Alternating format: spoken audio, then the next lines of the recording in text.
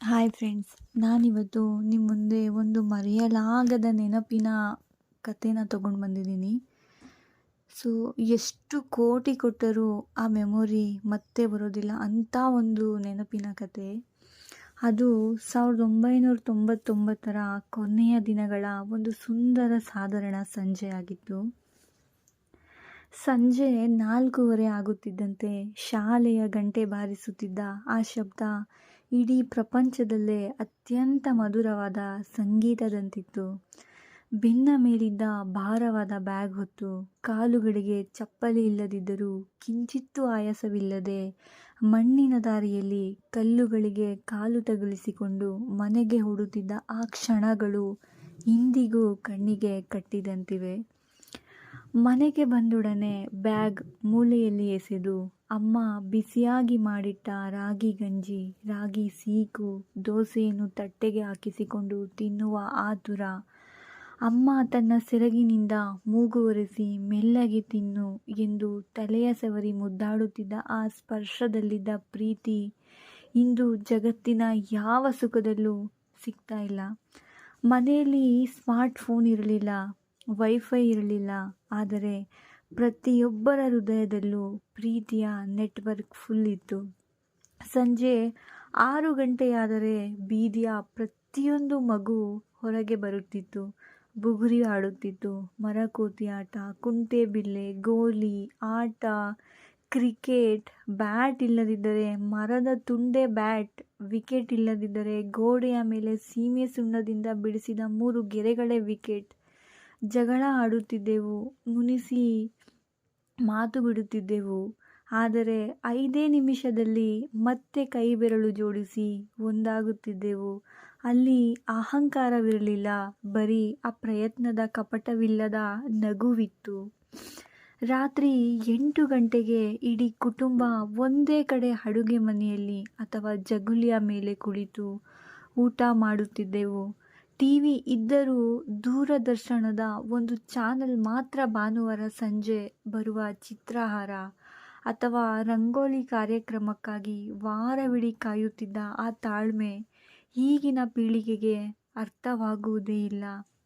ಅಜ್ಜಿ ಹೇಳುತ್ತಿದ್ದ ಕತೆಗಳು, ಅಜ್ಜಿ ತಿದ್ದುತ್ತಿದ್ದ ಮೌಲ್ಯಗಳು, ಅಪ್ಪನ ಕಣ್ಣೋಟದಲ್ಲಿದ್ದ ಶಿಸ್ತು, ಅಮ್ಮನ ಕೈ ಅಡುಗೆಯ ಘಮ. ಮನೆ ಅಂದರೆ ಬರೀ 4 ಗೋಡೆಗಳಾಗಿರಲಿಲ್ಲ, ಅದೊಂದು ಸ್ವರ್ಗವಾಗಿ ಕಾಣುತ್ತಿತ್ತು. ಕಷ್ಟ ಬಂದಾಗ ಇಡೀ ನೆರೆಹೊರೆ ಜೊತೆ ನಿಲ್ಲುತ್ತಿತ್ತು. ಪಕ್ಕದ ಮನೆಯಲ್ಲಿ ಏನೋ ಅಡುಗೆಯಾಗಿದೆ ಎಂಬುದು ಈ ಕಡೆ ಮನೆಗೆ ಗೊತ್ತಾಗ್ತಾ ಇತ್ತು. ಹಂಚಿ ತಿನ್ನುವ ಔದಾರ್ಯವಿತ್ತು, ಭಾವನೆಗಳಿಗೆ ಜಾಗವಿತ್ತು, ಮನುಷ್ಯತ್ವಕ್ಕೆ ಬೆಲೆ ಕೂಡ ಇತ್ತು. ಆದರೆ ಇಂದು ಕಾಲ ಬದಲಾಗಿದೆ, ಅದೇ ಮನೆಯಲ್ಲಿದ್ದೇವೆ, ಆದರೆ ಪ್ರತಿಯೊಬ್ಬರ ಕೈಯಲ್ಲೂ ಒಂದೊಂದು ಕಪ್ಪು ಪರದೆ ಸ್ಮಾರ್ಟ್ಫೋನ್ ಇದೆ. ಒಂದೇ ಕೋಣೆಯಲ್ಲಿ ಕುಳಿತಿದ್ದರೂ ಯಾರೂ ಯಾರೊಂದಿಗೂ ಮಾತನಾಡೋದಿಲ್ಲ. ಅಮ್ಮನ ಪ್ರೀತಿಯ ಮಾತಿಗಿಂತ ನೋಟಿಫಿಕೇಶನ್ ಶಬ್ದ ಮುಖ್ಯವಾಗಿರುತ್ತದೆ. ಕಣ್ಣೀರು ಒರೆಸಲು ಅಂದು ಅಮ್ಮನ ಸೆರಗಿತ್ತು, ಇಂದು ಸ್ಟೇಟಸ್ನಲ್ಲಿ ಫೀಲಿಂಗ್ ಸ್ಯಾಡ್ ಎಂದು ಹಾಕಿಕೊಳ್ಳುವ ಪ್ರದರ್ಶನವಿದೆ. ಸಾವಿರಾರು ಫೇಸ್ಬುಕ್, ಇನ್ಸ್ಟಾಗ್ರಾಮ್ ಫಾಲೋವರ್ಸ್ಗಳಿದ್ದಾರೆ, ಆದರೆ ಸಂಜೆ ಜೊತೆ ಕುಳಿತು ಮನಸ್ಸು ಬಿಚ್ಚಿ ಮಾತನಾಡಲು ಒಬ್ಬ ನಿಜವಾದ ಸ್ನೇಹಿತ ಕೂಡ ಇಲ್ಲ. ಭಾವನೆಗಳು ಎಮೋಜಿಗಳಿಗೆ ಸೀಮಿತವಾಗಿವೆ. ಮನುಷ್ಯತ್ವವನ್ನು ಸೋಷಿಯಲ್ ಮೀಡಿಯಾದ ಲೈಕ್ಸ್ ಮತ್ತು ಶೇರ್ಗಳಲ್ಲಿ ಹುಡುಕುವ ಪರಿಸ್ಥಿತಿ ಬಂದಿದೆ. ಅಂದು ನಮ್ಮ ಬಳಿ ಆಸ್ತಿ ಪಾಸ್ತಿ ಇರಲಿಲ್ಲ, ದೊಡ್ಡ ಕಾರು ಬಂಗ್ಲೆ ಇರಲಿಲ್ಲ, ಹೈ ಸ್ಪೀಡ್ ಇಂಟರ್ನೆಟ್ ಕೂಡ ಇರಲಿಲ್ಲ, ಆದರೆ ನಮ್ಮ ಬಳಿ ನಿಜವಾದ ಸಂತೋಷ ಇತ್ತು, ಬೆಲೆ ಕಟ್ಟಲಾಗದ ನೆನಪುಗಳು ಇದ್ದವು. ನಾವು 90s ಕಿಡ್ಸ್ ನಿಜವಾದ ಸ್ವರ್ಗವನ್ನು ಕಣ್ಣಾರೆ ಕಂಡು ಅನುಭವಿಸಿ ಬಂದ ಕೊನೆಯ ಅದೃಷ್ಟವಂತ ಪೀಳಿಗೆ ನಾವು.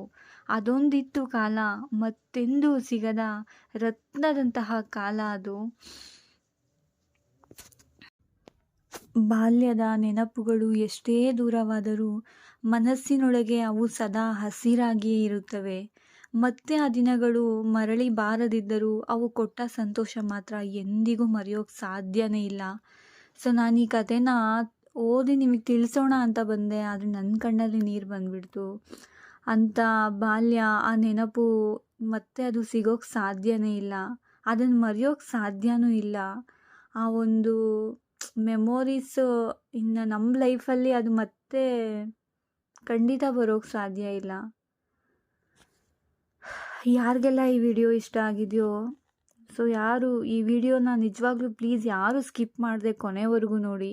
ಯಾರಿಗೆಲ್ಲ ಈ ವಿಡಿಯೋ ಇಷ್ಟ ಆಗಿದೆಯೋ ಸೊ ಎಲ್ಲರೂ ಲೈಕ್ ಮಾಡಿ, ಶೇರ್ ಮಾಡಿ. ಹಾಗೆ ಈ ವಿಡಿಯೋದಲ್ಲಿ ನಿಜವಾಗ್ಲೂ ಯಾರು ಕಮೆಂಟ್ ಮಾಡ್ದೇನೆ ಯಾರೂ ಇರಬೇಡಿ ಪ್ಲೀಸ್. ಪ್ರತಿಯೊಬ್ಬರು ಈ ವಿಡಿಯೋ ನೋಡಿರೋರೆಲ್ಲ ಕಮೆಂಟ್ ಮಾಡಿ ನಿಮ್ಗೇನು ಅನಿಸ್ತು ಅಂತ ಹೇಳ್ಬಿಟ್ಟು ಹೇಳಿ.